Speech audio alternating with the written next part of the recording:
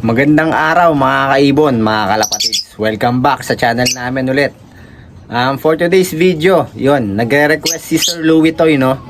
Ngayon lang natin nakita yung ano niya, yung comment niya.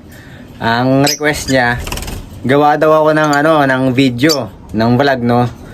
Kung paano mag-project ng OPA Pale Follow tsaka ng Dan Follow sa murang halaga. So, ang gagawin nating topic ngayong araw na to, kung paano mag-project ng mga gusto nating mutation sa murang halaga. Yon. Tara, pag-usapan natin yan for today's video.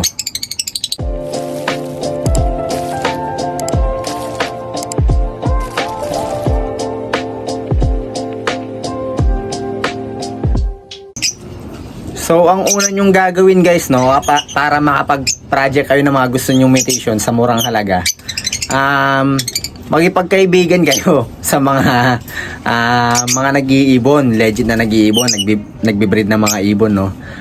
Katulad ko, marami akong kaibigan na nag-iibon, yun, katulad ni Sel Mercho Radvincula, ni Sir RBQP Lopez, no. Nung minsan naghahanap ako ng Parblo Opaline, Split Ino. So yun, si Sir Melchor Advincula, yun, bibigyan niya raw ako 2 piraso pa na Parblo Opaline possible Split Ino. Hindi lang tayo nakamura, nakalibre pa tayo.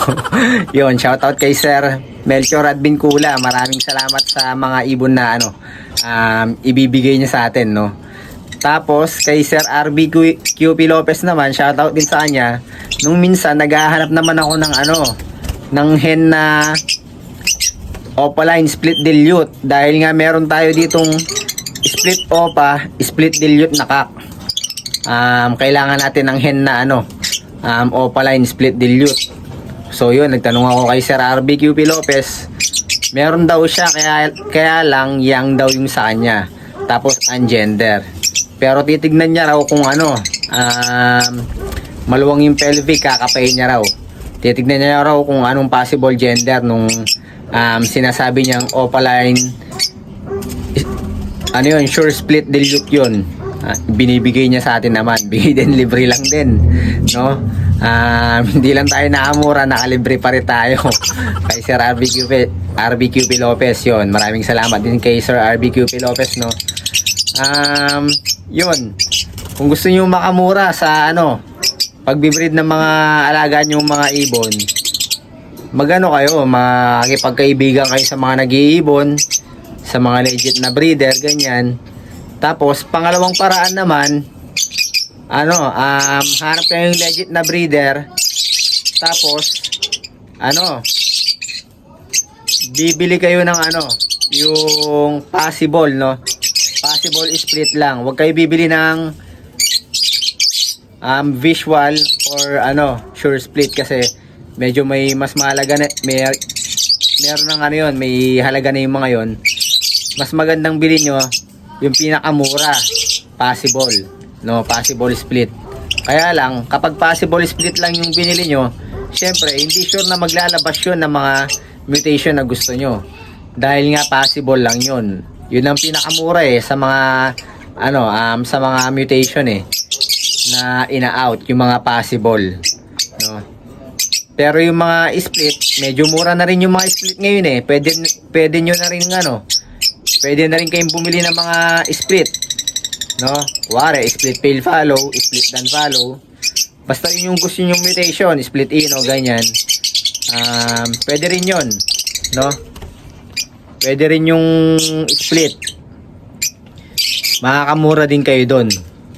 Pero mas makakamura kayo sa mga possible. Pero kukuha kayo ng mga gusto nyong i-breed sa mga legit na breeder, para alam nyo talaga na may karga yung parents ng ibon na na kinuha nyo. For example, bibili kayo ng possible split na Pale Follow. Ang parents nun, sigurado back to back split Pale Follow. Kaya ang ilalabas nun na hindi visual, possible split Pale Follow. So yun, kapag sa kilala kasi kayong breeder kumuha, sigurado yung ibon na makukuha nyo, sigurado yung karga. ng parents. Mas malaki yung chance na makapagpalabas kayo ng mga gusto nyong mutation. Yun. Tapos isa pang paraan na para makatipid kayo, no, mas murang mabibili nyo, sa online kayo maghanap. Kaya lang hindi kayo sigurado kasi sa online eh. Meron kasi sa online ng mga scammer na boy karga. Alam mo yung mga boy karga? Yung mga boy karga, yun yung mga nagbebenta ng ibon na kinakargahan yung mga ibon nila ng iba't ibang mutation. Pero sa totoo lang, wala namang wala namang karga. Kaya mura nilang ina-out, no, sa online. For example, sa hindi ko na sasabihin yung mga yung mga social media, kasi bawal yun. Pero sa online yun, mura yung mga ibon doon. Kaya lang, hindi nga kayo makakasigurado sa karga ng ibon. Kaya ang sinasuggest ko talaga sa inyo, sa legit breeder na talaga kayo kumuha ng mga ng mga ibon na bibilihin niyo. Tapos kung maaari, puntahan nyo dun sa aviary nila, mismo dun sa bahay nila, no, para makita nyo rin yung parents ng ibon na kukunin nyo, para sigurado kayo dun sa mutation na makukuha ninyo. So yun mga kaibon, no, yun lang yung alam ko na paraan para makamura at tayo ma-breed natin yung mga mutation na gusto natin, no, dito sa ating sa mga ibonan natin. Tapos kung may hinahanap naman kayong mga mutation, pwede nyo rin akong i-PM dahil marami din tayong kakilalang nag-out ng ibon, no. Tapos mga legit breeder din yung mga yon. Kaya siguradong may karga yung mga ibon na may bibigay ko sa inyo, no. Pero yun, hindi nga lang sa akin manggagaling yung presyo. Syempre sa kanila ibon yun. Sila yung magpipresyo ng ibon. Pero pag piniem nyo ako, sasabihin ko sila. Tapos tatanungin ko kung magkano yung ibon sa kanila, no. Pero wag kayong mag-alala. Siguro naman makakuha tayo ng murang halaga dahil kakilala naman natin mga breeder, no, na na pagkukuha na natin dahil tayo ngayon kukuha. So yun, kung may gusto kayong mga mga mutation na i-breed, PM nyo ako, baka meron tayo sa mga kakilala natin, no. Tapos yun, magkita na lang tayo, mag-meet up na lang tayo, or pwede rin ipa-rider natin yung mga ibon na gusto nyong bilhin. So yun mga kaibon, mga kalapatids, hanggang dito na lang yung vlog natin para ngayong araw na to. Huwag nyo sanang kalimutan mag-follow at mag-subscribe sa aming Facebook page at YouTube channel. Tapos pwede pa kayong humabol dun sa mga gustong humabol sa free raffle birds natin. Hanapin nyo lang yung free raffle birds mechanics sa in-upload natin sa YouTube at malalaman nyo na kung paano makasali sa free raffle birds natin. So yun mga kaibon, mga kalapatids, maraming salamat sa lahat na sumusuporta. Yun, ingat and God bless po sa inyong lahat.